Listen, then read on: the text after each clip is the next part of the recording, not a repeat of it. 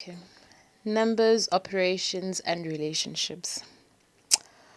My name is Miss Zama Khumalo. Okay, the purpose of this presentation is to show my foundation phase peers how I teach students the wonders of numbers and the methods I use to get them more invested in the subject.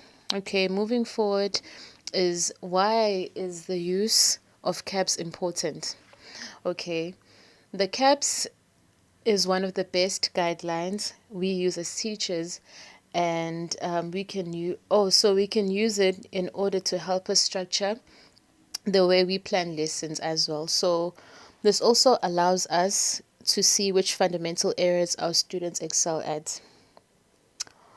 Okay, numbers, operations, and relationships. The first point is that numbers are acquiring knowledge of various numbers, including counting numbers and their applications. And then operations is the ability to multiply, divide, add, and subtract numbers in order to solve issues. And then relationships means that determining the relative size of two numbers in relation to one another. So I'm just going to be very brief with my presentation. It's not going to be long because I'm just going to get straight to the point. So another important factor that we must also concentrate on is the pattern, functions, and algebra. So the pattern making is identifying and creating patterns in things, numbers, or forms. And then space and shape is space means studying various locations on how objects fit within them, such as inside, outside, above, and below.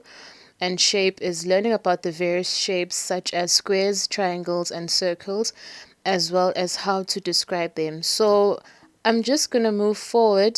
I'm not going to really stick on one thing. I'm just going to summarize everything to make everything easy for you guys. But in conclusion, our goal is to establish a dynamic and captivating mathematics learning environment where all students can flourish and cultivate a lifetime love of mathematics by putting these tactics and approaches into practice. So basically, okay. So step 2 mainly focuses on the various activities. So we have 4 workstations that we included in the presentation. So the first activity represents the coin number and its value. So the student or the learner has to match the coin to its value. So if a certain section says that it's 10 cents, you need to include the specific coin, which is 10 cents. And if it's 30 cents, you need to also include the coins that make up the 30 cents. So you can put together the 20 cents and the 10 cents. So, and that's about it. And then the second point, or the second activity rather, focuses on measuring. So you need to, how many cubes long is it? So it focuses on an activity where you need to, how many cubes long is the pencil? So that's the second activity. It mainly focuses on that.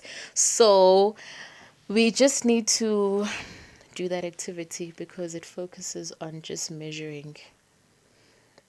So it focuses on measurement, and the specified activity is just measuring how long the cube is. And then we move on to the third activity that focuses on counting backwards. So the learner is expected to count backwards from 10 to 1. So the students has to start from 10. So as we count down, it's 10, 9, 8, 7, 6, 5, 4, 3, 2, 1. So, and then we move on to the third activity, which is the third workstation, addition. So you just need to, the students or the learner has to, so the learner has to focus on the picture.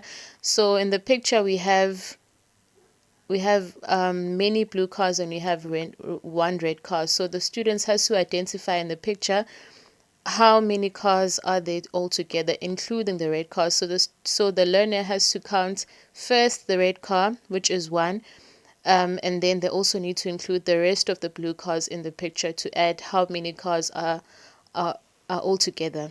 So that's what the activity mainly focuses on. So we move on to the end of our presentation. So in conclusion, learners should be fun and engaging, and we also need to use exciting examples that can help to improve focus, and then simplicity over complicity will go a long way. So yes, learning is very fun, so we don't have to put pressure on our learners. We need to engage in fun activities to make them understand and for them to also engage easily in the activity in the classroom, because the minute you bore them, they won't engage in the activity that's being done in the classroom. So you need to always focus on exciting activities. If it means that you need to Google new things every day, you need to do so. You need to also be confident in front of the kids in the classroom, so it will be easy for you to blend with them and the conversation will flow. So in conclusion, it's very much important to be very vibrant as well and do a lot of research on your activities. And this is the 21st century. Everything has to be new and it has to be broad. You need to always plan ahead with your lessons and have a proper lesson plan that you can normally plan on a daily basis, so then no students will be bored in class and then everything will just flow. But yeah, that's the end of the presentation, guys. Thank you so much.